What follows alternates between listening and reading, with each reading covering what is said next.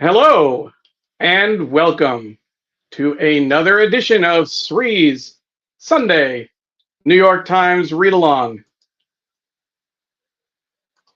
My name is Neil Parekh and I am the guest host today. We are live on Facebook, Twitter, LinkedIn, YouTube, Instagram, and our Digimentors website. Please like, comment, share, retweet, do all the things that you do to make sure people find this show. Thank you so much for everyone watching the replay. You're watching the opening. Most folks will join a few minutes in, so we try and do our hellos and kind of announcements early on. But we thank everyone who joins us, whether you're watching live or later. We are thrilled to be here and to be able to bring you today's show. I'll share that just a few minutes ago, I was figuring out how to share the print edition online using the New York Times replica edition access, and the PDF we have of this special report. We've had a little bit of snow here in Northern Virginia, and that was enough to delay the delivery till about 8:25. I went out to take a picture in of the driveway to show everyone, and lo and behold, the paper was there. So I was certainly very pleased to see that. I mentioned the special report that we have from the New York Times. I want to make sure that you saw that. I'll put that on screen for you. It's a really in-depth, long, it took several years to do the reporting. How did the CIA lose a nuclear device here? And by here, they're talking about the Himalayas and a specific mountain called Nanda Devi. You can download the web PDF from our website, digimentors.group/NYTReadalong. And you will, if you look there, you will find the show. And we certainly encourage you to do that. The PDF is available for download. We want to say hello to folks watching the show, and then we'll get right into the paper. Let's see who's logged in so far. Remember, if you're watching on Facebook, please make sure to press play on the video so that we know. If you leave a comment, we'll know who you are and where you're watching from. Greetings from wet and snowy East Village, Jonathan Borstein. Thank you, Jonathan. A little bit of cough left from about 2 weeks ago, and just in time for my mom. Good morning, Sudha Parekh from Tampa, Florida, where I assume it's not wet and snowy. Ken Fisher, good morning from a -10 Fahrenheit Cedar Rapids, Iowa, but the cold will be offset by your warmth and goodness, Neil. Wow, that's a lot of pressure there, Ken, but I hope I'll live up to it. Appreciate the kind words. I'll share that I saw it on social media and actually from a text exchange. Our friend Walter Grayson, who is a former guest on the show, was reporting -25, -30 degree temperatures in Minnesota. I think that was with the wind chill. Very, very cold, and certainly thinking about everyone who is unhoused, who are living on the streets. This is an absolute terrible time of year for folks. Doug Levy is watching from the snowless slopes of the Sierra. Thank you, Doug. Doug is joining us at 5:30 a.m. Pacific time. We always make a point of noting that. Of course, Ken, it's 7:30 where you are, so we appreciate that as well. Diane Stefani is watching from a snowy Margate, New Jersey. Thank you, Diane. And then Raja Gopalan is watching from New York. Raja, thank you so much. And I appreciated our exchange about the special report about the CIA and the plutonium that they left behind in the Himalayas. Again, if you're joining us late, I want to make sure that you know that you can download a copy of the special report from our website. So if you go there and look for today's show, and you'll see the graphic that includes the cover of this report. You will definitely, I think, enjoy seeing the print edition, the print version of that story. It's, of course, also online, so you can get that there. But I think there's something really special about print, and that's what we've been celebrating all these years in terms of the layout, the graphic design, the care which the team takes to put the print paper together. So definitely encourage you to check that out. I'm just sharing the show on Twitter real quick. Hard to do multiple things at the same time and keep focused on the screen, but I will do my best. There we go. And now all our folks on Twitter will see it as well. All right, so what we will do is do a quick review of the paper, and then we will check out that special report and see what else is out there. Dr. Sujana Chandrasekhar says, beautiful snowy winter wonderland here in New Jersey. And she's watching on YouTube. And Sujana, I'm guessing, by the way, I saw your comment, I think you're watching on the vertical, the YouTube shorts. So one of the things that we're finding is that for folks who are watching on Instagram and YouTube shorts, you get a full vertical edition, which is really great. And I'm going to lean over here real quick to make sure we're live on Instagram as well. The first thing before we go into the stories, I want to take a moment and horrific shootings. Brown University was bad enough last night as we were late in the evening. Students were sheltering in place. We have friends in Providence. We have a former guest, Naliwe Rooks, who teaches at Providence. My nephew goes to Brown, and just to know that someone walked into a study session, I think it was, or a final exam, and 2 students were killed, 9 injured. I think some of the injured had survived a previous school shooting. It must have been their high school. And then I woke up to the news about the beach attack in Bondi, Australia, Bondi Beach, a Hanukkah celebration where 11 people were killed. The madness is ongoing. It's not enough to say the madness has to stop. I don't think there is any stopping. Frankly, I don't see how, after Columbine, 20 years ago, Sandy Hook didn't make a difference. Las Vegas, huge shootings, nothing happened. So thank you for everyone. We'll hold your thoughts and prayers.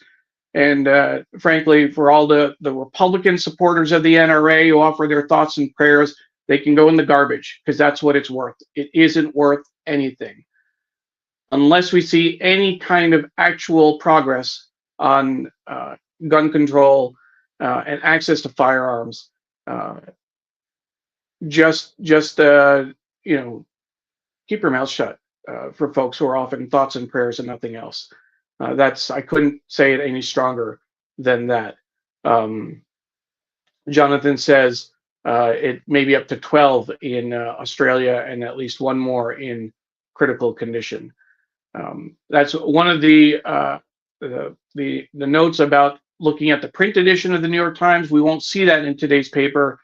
And even the Brown University shooting just barely made it into the last edition that the print editor, Tom Jolly, sent me of the front page last night. So you will have to look online for more extensive coverage. Jonathan also shares that bombs were found in the cars of the alleged perps. And I didn't realize there were more than one perpetrator in Australia. Jonathan, thank you for mentioning that. So let's go ahead and move to the paper, and we will continue our conversation there. I do want to give a quick shout out to our sponsors, Muck and Graphic History Company. Thank you so much for your support of the show. We really appreciate it. And Muck has been with us for a number of years, and we have a Graphic History Company that has joined us more recently. So we thank you for your support as well. Okay, so let's go ahead and take a look at what we have in the paper today. As we switch gears, I always like looking at what the what we have for advertising and how the paper is displayed. But before we do that, that little season's greetings envelope from our the newspaper delivery person, I definitely will appreciate him this year for dropping the paper in the snow a few minutes before we went live. I was a little worried, to be honest with you, but I'm glad that we have the paper.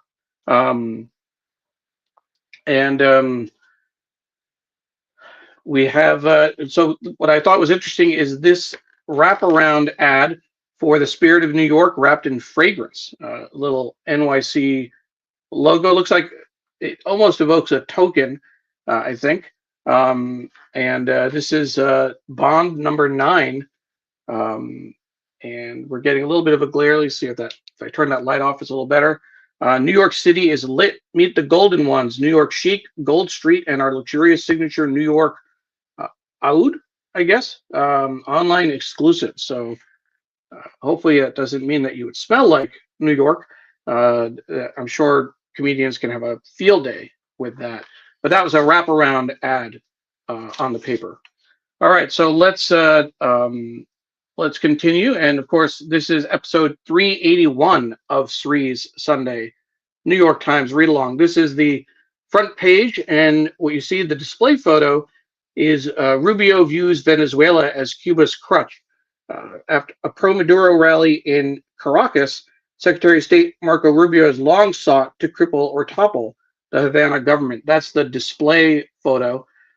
The lead story on the right, again, this was being put together. The earliest edition is about 1 p.m., noon or 1 p.m. on Saturday, so they could send it to the various printing presses around the country that helped the New York Times. But the lead story was how Manosphere stars were freed for U.S. trip. This is about Andrew Tate and Tristan Tate, who are in Romania, and they've been accused of various crimes and sexual abuse and similar. I don't think that's the exact. I don't know if that's the exact crime, but that type of criminal activity. But they were freed to come to New York. The shooting attack at Brown University made it above the fold. I'm curious. I'd be interested to see what got bumped from the front page. The shooting attack at Brown kills 2. Campus on lockdown as police seek suspect. And I saw earlier this morning that they did have a person of interest in custody. So that is a bit of a relief. Trump vows to strike at ISIS after 3 deaths. 2 U.S. soldiers and an interpreter were killed in Syria. But my understanding, it wasn't clear how he would retaliate. Below the fold, and I'll open it up so you can kind of see the full picture. That's what the full front page looks like. This picture here is how did the CIA lose a nuclear device here. That's the promo for the special report. To resurrect Fort Lee name, Army, excuse me, Army enlists a forgotten soldier. This is a story, the whole renaming of bases so that they don't honor Confederate heroes. One thing that they've been doing is finding people with the same last name and saying it's named after them. This is Fort Lee in in Kansas, so that his body was in Kansas. I'm trying to see where Fort Lee is in Virginia. An Army base in Virginia was originally named for Robert E. Lee, but now it's named for a Private Fitz Lee, who was otherwise unknown, an unknown black soldier in the Civil War. TSA shares passengers' data to aid ICE deportation efforts. Down here on the bottom left. And then the reefers at the bottom, the return of a former king, Juan Carlos of Spain. Article about Paparazzo in Italy. City Hall's biggest soccer fan is the mayor.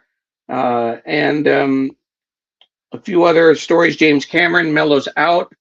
And Judy Jupiter's still looking. She once photographed Andy Warhol and Debbie Harry. Now she's focusing on a new generation. So that's what we have on the front page.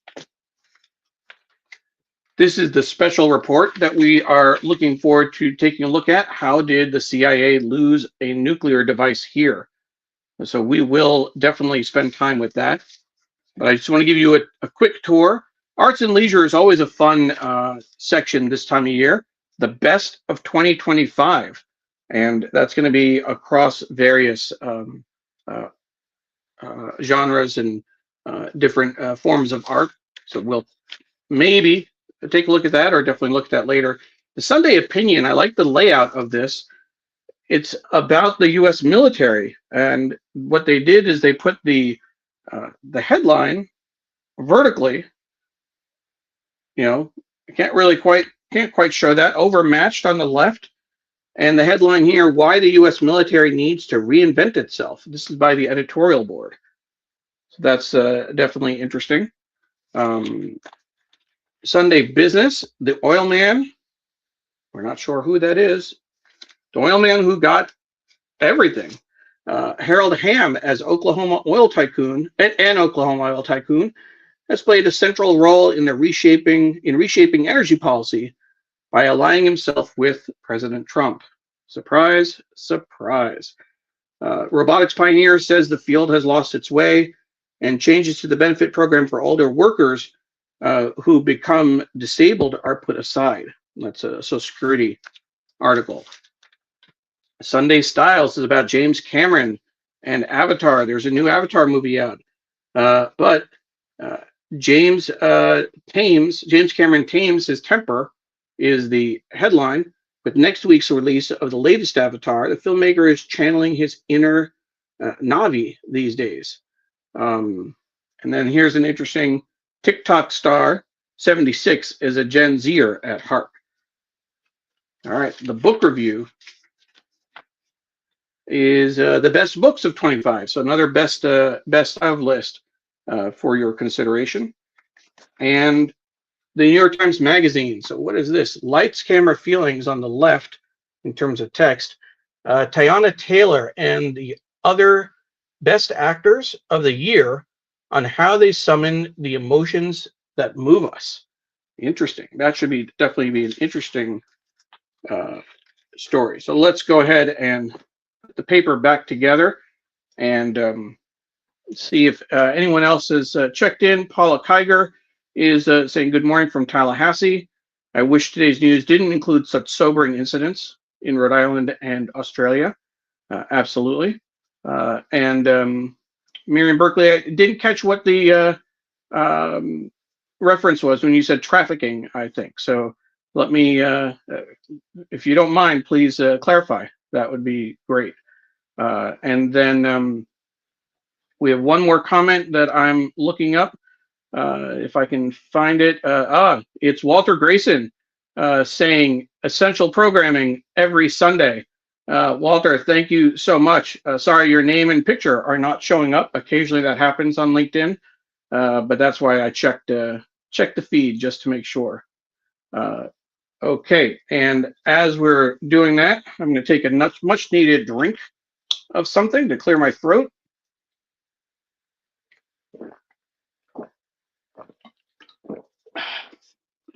Try to make that loud enough so you could hear, because you don't want silence on air, right?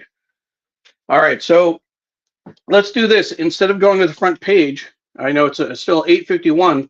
Let's go first to the special story, the special report. How did the CIA lose a nuclear device? Again, if you joined us late, the PDF is available on our website. If you go to digimentors.group, NYTReadalong, and look for today's show, you will find the PDF that you can download. Thank you so much to our friends, Tom Jolly, the print editor, and Wayne Camadoy, the art director, for sharing this with us and allowing us to share this with our viewers. So what's interesting about the story, the text at the top, this is Nanda Devi, India's second highest mountain. Its base was described by one famous mountaineer as harder to reach than the North Pole. The basic story apparently was known in India over the last several years, 20, even 40 years or so. But I don't think it was known in the US at all. This article, this report was several years in the making. There are several interviews that took place a few years ago. A number of the principals have passed away. So they are, luckily they were able to get interviews with them before that happened. And it's a really incredible piece. And I will share the quote that really stands out. You can't leave plutonium by a glacier feeding into the Ganges. You just can't. But that's what the CIA did back in 1965. So we'll take a look at what they did with this report, and I'm going to pull it back. For folks watching on the horizontal view, you'll see this beautiful picture across the bottom. Surrounded by forbidding peaks, Nanda Devi is one of the hardest mountains to climb in the Himalayas. This is where the CIA chose to try and set up a listening post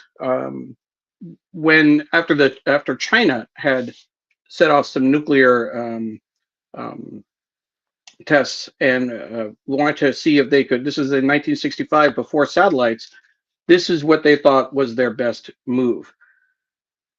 And this article is based on a lot of deep research. A lot of it was opened up when a treasure trove of information was found in a garage in Montana by the person who was helping to organize this mission, if you will. But it was a joint U.S. India mission. The CIA was trying to keep things hush hush. You see here a picture of Captain M.S. Kohli, second from right in the turban. In August '65, he was the highest ranking Indian on the mission that left that device in the mountains. And he was interviewed. He had an extensive interview for this story. So here is a more recent picture, a 2023 picture of Captain Kohli. He was at base camp, and the basic idea is they had this really difficult trip up the mountain, and the weather set in, and he was coordinating with his superiors in the Indian Army, and they made the decision that, okay, we're trying to get this. Now, the reason that there's plutonium, just to back up for a moment, the U.S. had experimented with nuclear-powered devices to power like a listening device in space and in remote climates. The idea was that they were going to set it and forget it, and at the time, their best option was a nuclear-powered device. More than Nagasaki, but still fairly small. The problem was that when they made the climb and they hit weather, his order was to come down the mountain as fast as you could, so that they wouldn't die. And what the CIA operatives and the other the Sherpas that were with them and the Indian climbers, they secured the device in some kind of cave-like recess up the mountain, and then got down as fast as they could. How do you think that ended? Right? I mean, that's the whole point of the story. There's this picture here is of Jim McCarthy, the last surviving American climber on the mission, blames the device for his cancer diagnosis in 1971.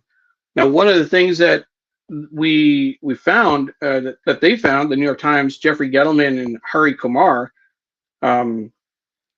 the people on this mission were not told exactly what they were dealing with. They were told that the device was fully shielded and that they didn't have to worry about the plutonium. The Sherpas actually would fight with each other, argue, if you will, on who got to carry it because it was warm and it was giving off heat, and they would actually sleep with it, if you can imagine that. This is a picture of the group. This is in July 1965. This is where the CIA flew the climbing team to Mount McKinley in Alaska to practice for this mission. And actually, the quote that I think is the best quote is up here. You can't leave plutonium in a glacier feeding into the Ganges. So they actually did not know what they were dealing with. So they went up, they tied up the device, and then they came down, and they knew, okay. And then a few days later, the storm set in. This is like September, so they couldn't go back up right away. They went back in the spring, figuring, okay, we'll go get it now, and they couldn't find it. They launched multiple missions to recover the device. They could not find it. It disappeared. The side of the mountain where they had secured it was no longer there. Here's a description of what powered the device. It was a portable nuclear generator, and it was the most efficient way to keep a device running in inhospitable conditions. This is what it looks like in reality.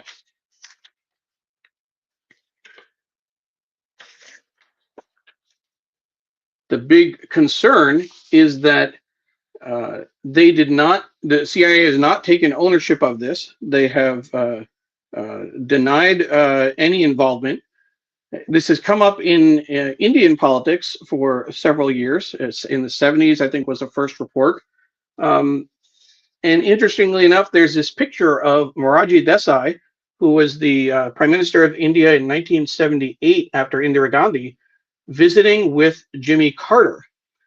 And they say that among the other issues they discussed in a private session, they discussed this this Himalayan situation. And Morarji Desai actually spoke in Parliament about it and did not blame the U.S.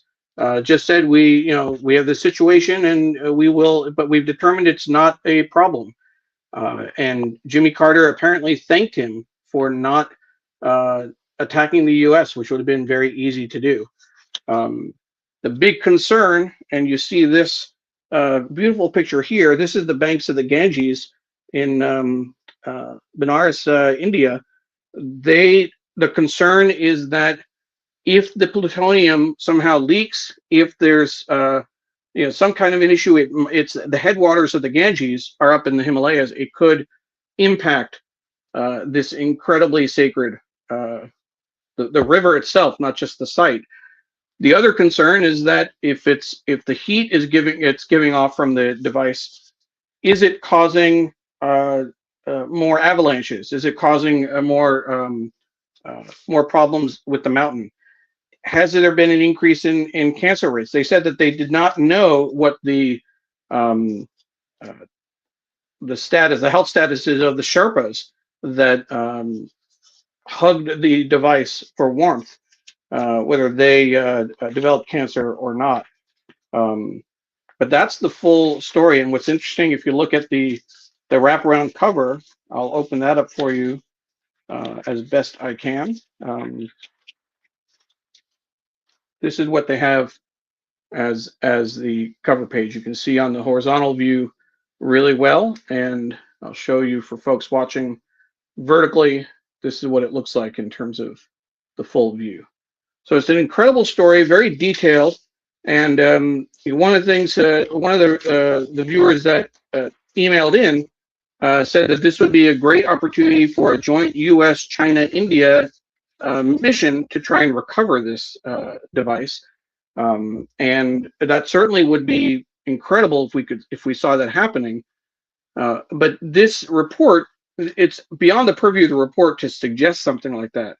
If the editorial page picks up the story and decides to comment on it or suggest something, then that's a possibility. But really, I think Jeffrey Gettleman and Hari Kumar did their job in exposing the story and sharing it with us so that we have a little better understanding of what's going on. A couple of comments that have come in. John Lee says yikes, and yikes is definitely a good way of putting it. This is, how did the CIA lose a nuclear device here? Right? And what a beautiful photo, by the way. I mean, just take a moment. This photo could be used for anything, but of the forbidding mountain, but then the sun hitting the top of the peak like that. Give a shout out. That's Atul Lok for the New York Times did that picture. Certainly appreciate that. And Jay Palaki, Jay, good to see you. I think it's been a while since I've seen a comment from you. But wow, what a story. And indeed, it is an incredible story. And yes, my mom is noting that Moraji Desai once visited our house in Hastings-on-Hudson. I'm guessing it was like 81 or 82. He was likely out of office at that point, but he did he addressed some kind of gathering in our backyard. I was probably 7 or 8 years old, so I don't remember the details. But that is the story, the special report, and I definitely encourage you to check it out when you get a chance. Okay, so now with that covered, let's see. Let's go back to the front page and see what we have in the A section of the paper. And again, as a reminder, the PDF of that Indian story is available on our website. I should note that Digimentors is produced, the New York Times Read-Along is produced by Digimentors in partnership with Scroll and Scroll Global, one of India's most important independent websites. Thank you to Scroll for your partnership on this project. Okay, so with that, let's see.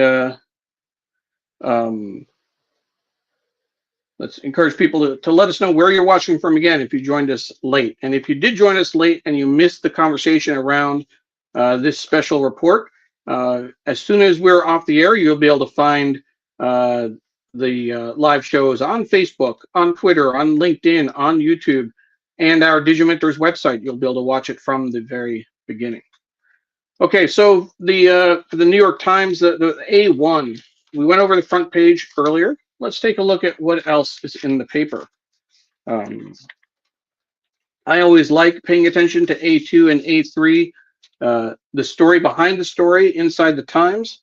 They read it all, but just 10 books make the cut. This is Crafting the Book Review's annual list, involves politicking and every once in a while, a rare consensus. I am looking forward, I'm hoping they do a story behind the story about the India, the CIA plutonium Nanda Devi story. I am looking forward to seeing that. The Dateline, always like pointing out where the New York Times is reporting from. This week, Westonport, Maryland. Campbell Robertson reported from Allegheny County, Maryland, where spring flooding caused an estimated $33.7 million in damage. but FEMA has twice denied requests. And what's interesting for federal assistance, and that is definitely Trump country. Paris, Zachary Small visited a theater on the back streets of Paris where scenes from Claire Obscure Expedition 33, a role-playing video game, were filmed. And then there's a story based out of Kenya and then out of Thailand as well. So some good international reporting. There's a wordplay column today, tips for today's crossword puzzle. And then the international section. So we have, interesting, I did not, I saw there was a bid to return for Juan Carlos, but I didn't know the history. Money, Sex, and Elephant Hunting, the Fall of Juan Carlos. The former king, Juan Carlos of Spain, arriving at the funeral of Prince Karim al-Husseini, the Aga Khan IV, in Lisbon in February, his son, King Philippe, at the Royal Palace in Madrid in January, and Juan Carlos left, then a prince, with the dictator Francisco Franco in 1969. So some historical photos there. Let's see, what else do we have? War protests sinks career of Russian comedian. Belarus frees 123 prisoners as the U.S. eases sanctions. And then this article, the global profile of Rino Barilari. That's an Italian paparazzo who himself now is the target of the subject of photographs. So that's interesting. Let's see, what else do we have here? We have this full page ad for Eli Lilly. Alzheimer's means good days and bad days. Absolutely terrible disease that people have to deal with. We have several comments that have come in. Let's see what people are saying. And yes, Jay says it has been a long time, but we're glad to have you back, Jay. Good to be back to tuning to my favorite Sunday morning program. I'm gonna frame that quote, Jay. Thank you very much. Rose Horowitz saying, "Good morning, fascinating story. Terrible news about Brown University and an attack on the first day of Hanukkah in Australia." Absolutely, Rose. We spoke about that earlier at the top of the show. The shooting on Sunday is the latest in a series of anti-Semitic attacks in Australia that intensified last year. The violence has unnerved many in the country, which has the world's largest concentration of Holocaust survivors after Israel. Arsonists last year targeted a Jewish business and a synagogue, prompting calls for greater accountability. Thank you, Rose. Thank you for sharing that. Walter says, watching from the Twin Cities, sub-zero morning in Minnesota. I always wonder about the stories that New York Times misses. The CIA story shows the global reach, but how deep is the coverage over time and across major topics? That's a very good question, Walter. And one of the things that I know that I've observed in terms of the New York Times coverage, it seems to have improved maybe, but for the longest time, most of the coverage about India, at least, and I extrapolated that this is probably true for other regions of the world, definitely lean toward the Orientalist, where I still remember how many times we saw articles about women washing, focusing on India, women washing clothes on the rocks by the river, and temples where people worshipped monkeys and that type of thing. It's mostly gotten better, I think, over time, but I don't know what that the longer term analysis would show. So that's always a good question to consider, and always worth looking at the coverage from that perspective. Here's an interesting article, the backstory, how a U.S. firm spirited Machado out of Venezuela to get her Nobel. What was interesting was that it was her daughter that actually accepted the award, but then the um, Maria Machado, appeared at a news conference later in the day. From a graphic design perspective, and if you're just reading casually and not paying attention, it almost looks like that's an article on the right hand side, but it does say advertisement at the top, but with the text and a couple of photos, and then a reminder at the bottom. This advertising supplement is produced by Royal Commission for Riyadh City and did not involve the reporting editorial staff of the New York Times. I think that's interesting because usually you don't need to have those two types of disclaimers on an ad because it's obvious. But in this case, it's not necessarily obvious. I mean, you can kind of tell, but a casual viewer might miss that. Hence the very explicit disclaimer at the bottom. What else do we have? Hawkish Rubio views Venezuela as avenue to deal blow to Cuba. That was on the front page. And then this ad, which is interesting, Function, Living to 100. It looks like it's an article by several doctors, co-founders of Function. An estimated 40% of deaths under 75 years old are preventable. First sign of heart disease is often a heart attack. And then it goes on, less healthcare, more healthy years. What makes up the standard of health? Interesting. That's a full page ad to make that point. All right, so we have the national story here where birds are giving Yelp reviews of humans. Audio gear and AI help capture clues about habitat health. This is more in their series on environmental stories. It's a dining story with less steak available at higher cost. Restaurants are being caught in the middle. This is about Eric Adams, former mayor of New York, or soon to be former mayor, I think. Regrets, no, but grievances. Adams has more than a few. I'm not sure when inauguration is. I don't think Mamdani has been is in office yet, but please correct me if I'm wrong. And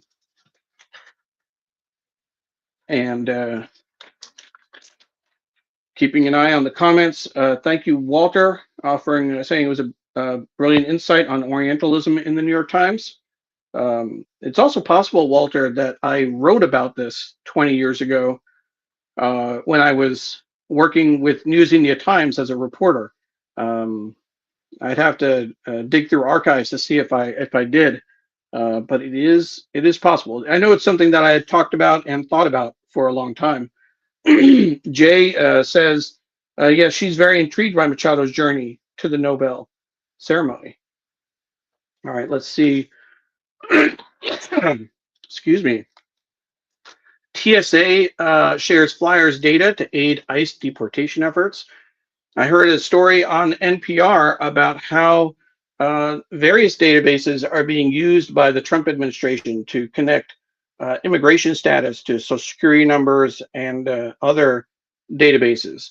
In particular, one person, I think it was in Texas, was sent a letter erroneously saying that they would be taken off the voter rolls because they were not a citizen.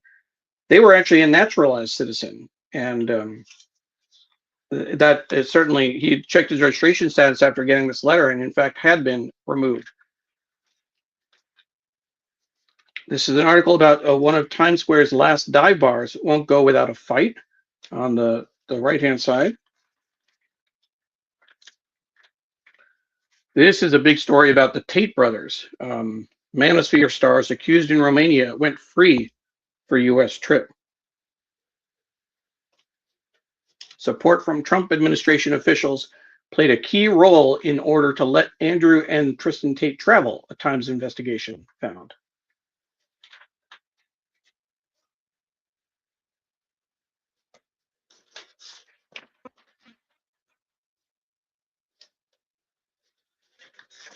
And as we continue to flip for the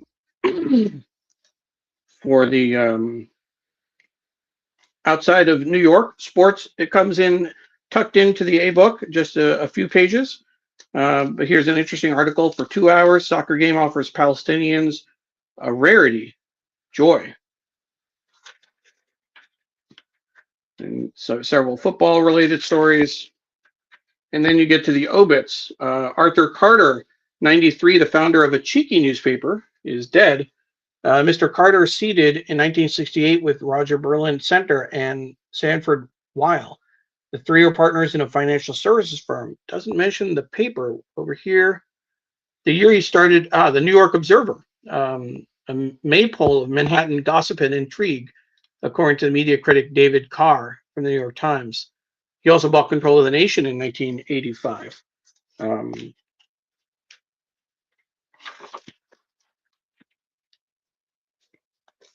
And then here's one, Joseph Byrd, pioneer whose band rattled acid rock, dies at 87. The band, the United States of America, was the name of the band. Okay, so that's going to take us through the end of, and then the New York section, just a few pages for folks outside New York. All right, so let's take a look at what we have. We have about 15 minutes left in the show. We'll set that aside.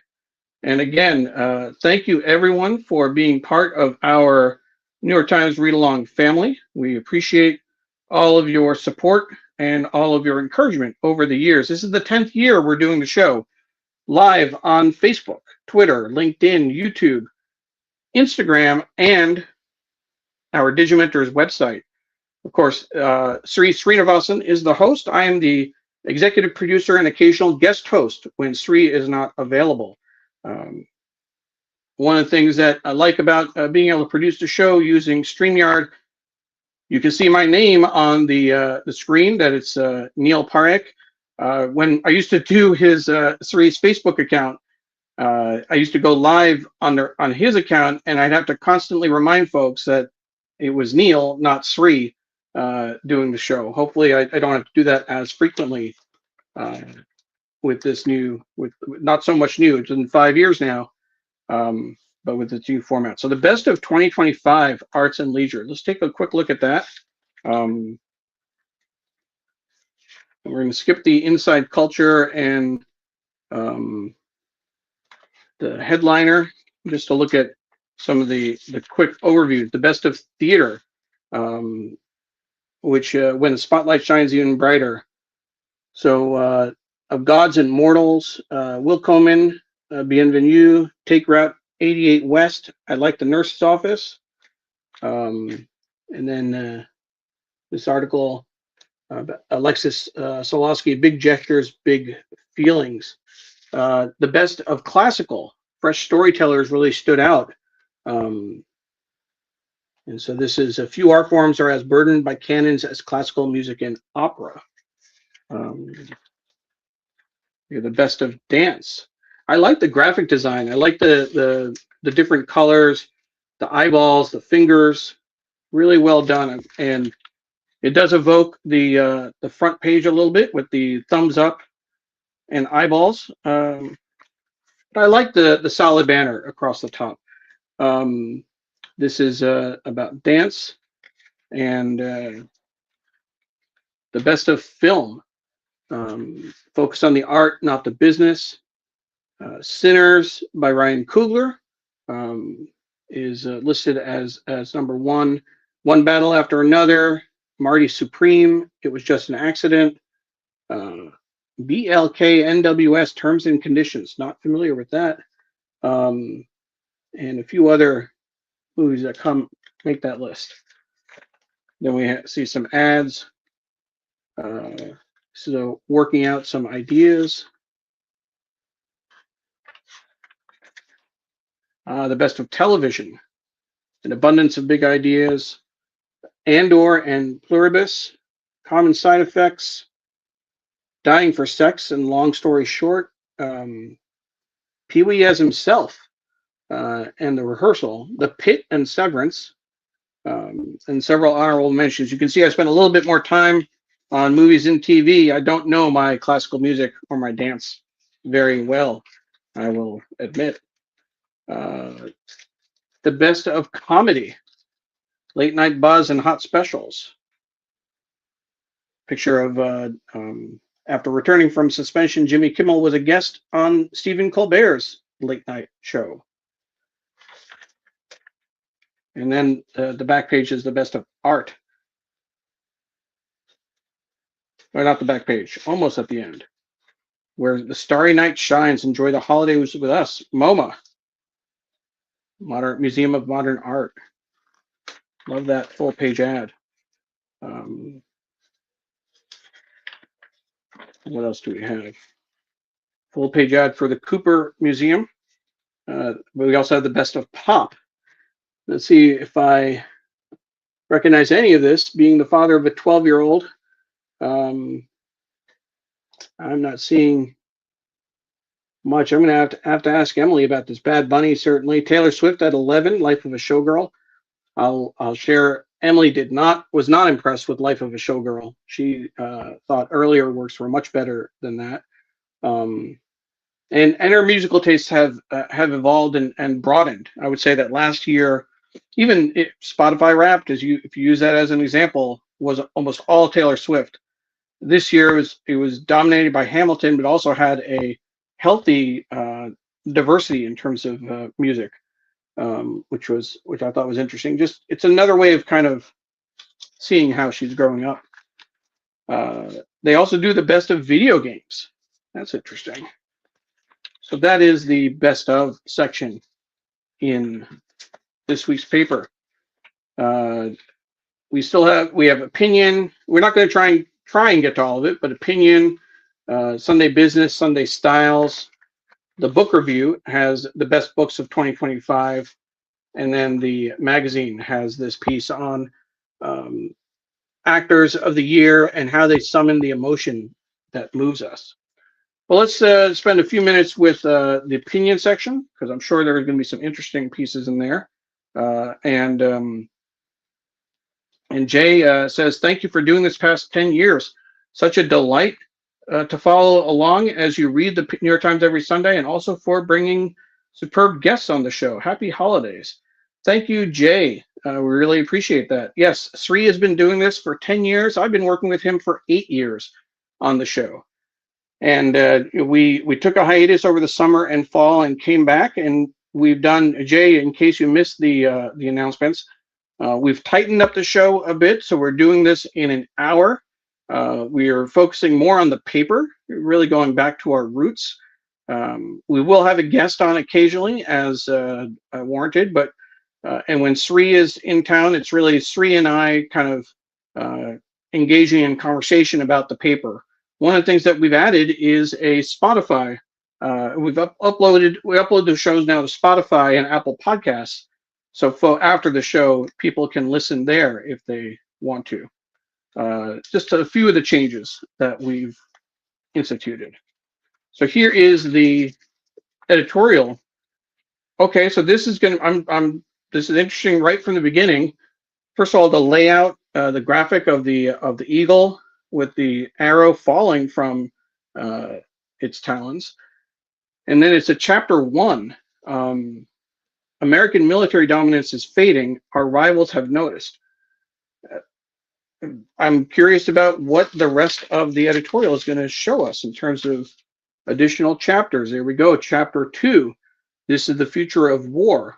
Something strange happened at the meeting between President Biden and President Xi Jinping of China in a mansion south of San Francisco on November 15th, 2023. And here's a reference to a Pentagon report. A Pentagon report known as the Overmatch Brief reveals that the nation is ill prepared for a major conflict. And this, here's another pull quote at the bottom. Targeted bioweapons, drones that kill on their own. America is scrambling to adapt. Beautifully done in terms of the layout and the graphic design. You don't usually see that. And what I'm seeing is that this is the editorial section, Sunday Opinion, is this one story, this one collection of stories. Chapter 3, America can't make what it needs for its defense. That's the headline there at the bottom, kind of almost at the bottom of the page, but showing shipbuilding and other activities. Fixing the Pentagon's gilded fortress. To understand why the United States is struggling to buy and field the weapons of the future, consider the trouble it had buying the most basic weapon of the past. And a nice graphic of money being poured into the Pentagon. What does $2.7 billion a day in defense spending get us? Inertia and incompetence.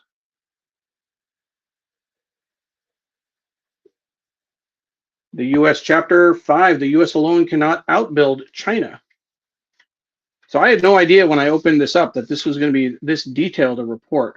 And I'm sure online it's really incredible. This is a very significant. I don't remember seeing a Sunday Opinion section from the editorial board devoted to one topic like this. There's this headline: "We need a new definition of service. The nation has a generational chance to build a military of the future."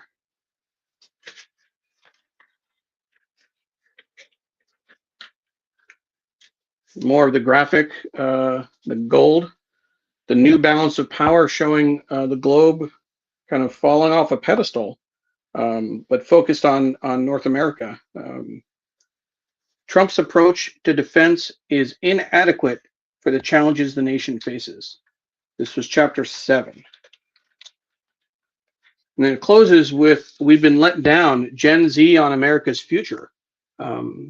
And that's interesting. It's not a separate chapter, but this looks like it was written by Catherine Miller, a staff editor in Opinion, a pollster, and an editorial assistant in Opinion. And so they had participants. I guess this is like a focus group. These are the participants. If you had to describe how the U.S. is doing right now in terms of weather, a weather report, what would you say? Cloudy, chance of thunder, level 5 hurricane making its way through the country, sunny with a chance of rain, gloomy, and partly cloudy with a chance of tornadoes. That is interesting. And we're going to stay with that for a moment. For folks who are watching, if you're still with us, I'm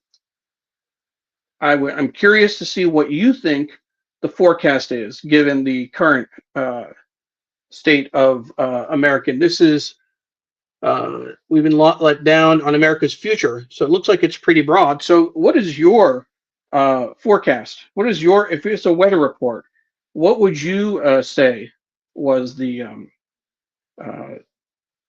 weather report for the country? I'd be curious to see what you think. If you're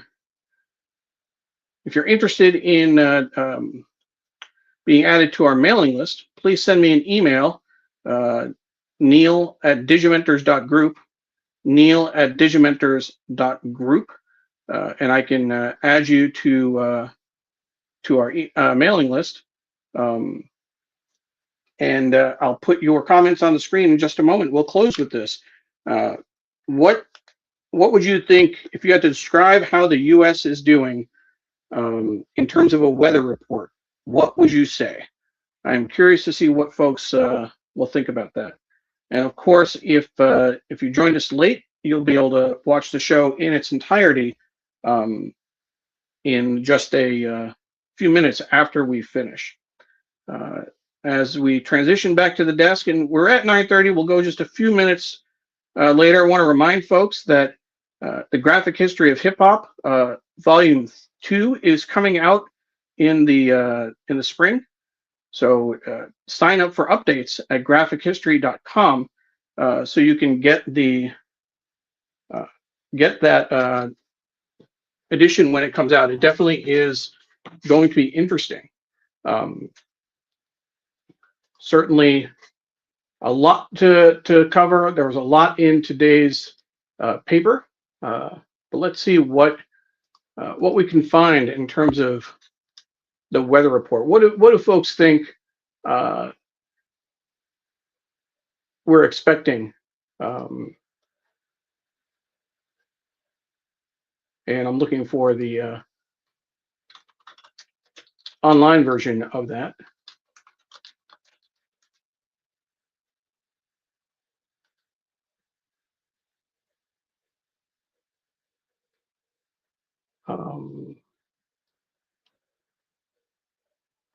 But I did not find it. So interesting. Oh, here we go. So let's go to that real quickly.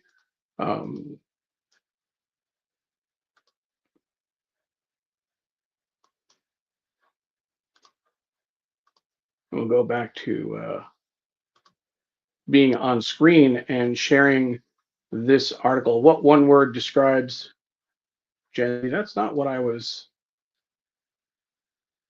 This is interesting. They lead with that online. What one word describes Gen Z? But this is we've been let down, Gen Zers on America, and then this is the, if you had to describe America in a weather report, what would you say? So let's see. I see Amy Mehta is joining from Bellevue, Washington. Amy, thank you for joining. We're just about at the end of the show. Excuse me. We will have one more show next week. Sree will be back December 21st for episode 382. That will be our last episode of 2025. And while I'm at the desk, I'll just remind folks that we had a great show. If you're familiar with the mental health work I do, we had a show on Thursday on Shining Light on Shadows, a candid conversation about mental health, post-menopause and mental health. And that was a follow-up to our conversation in November on perimenopause and mental health. So you can find those shows. I'll add those to the links later. But those were definitely interesting shows. I'll say that in terms of the weather report for where I think the country is going, it's much more than cloudy. I think that it's been a one of these freak natural disasters that you see in Hollywood, where you get a blizzard and a tornado and flooding all at the same time. There's just so much going on. And the problem is that there's no end in sight. There's no forecast where it looks like it's going to clear up in the next months or years. The concern, I think, is that we may have it's horrible now. What happens in 2028? We hope that Donald Trump doesn't try and stay in office, but is J.D. Vance able to pick up the mantle, and do we get another 8 years of this?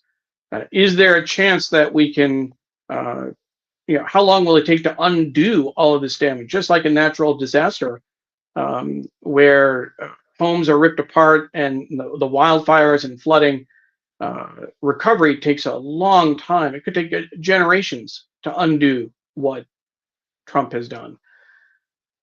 So definitely, understanding that historical context, and I know Walter Grayson has written about this, specifically around his book Illmatic Consequences, the clapback to critical race theory.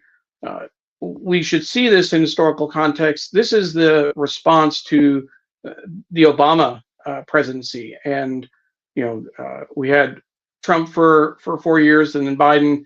But this is all a backlash against the progress that we've made over the last several years. It's just a question of where does that arc of the moral universe go? It bends toward justice. The arc of the moral universe is long, but it bends toward justice, as Dr. King said. Does it though? Does it though? That's what we have to hope will be the case. So again, thank you for joining us. If you joined us late, you can always watch the replay on these same channels on Facebook, Twitter, LinkedIn, YouTube, and our Digimentor's website. And we look forward to seeing you next week. As a reminder, you can get the PDF of the special story on the CIA leaving plutonium on up in the Himalayas from our website. You can download the PDF to see how it's laid out. And again, that quote that I think is great: you can't leave plutonium by a glacier feeding into the Ganges. You just can't do that. So thank you very much for your time. Thank you for joining us. And Jonathan, this great show. Thank you. Thank you everyone for joining us. We appreciate your support, and it really does mean a lot, this New York Times Read Along family. So thank you, and we look forward to seeing you at subsequent shows. Take care, and bye-bye.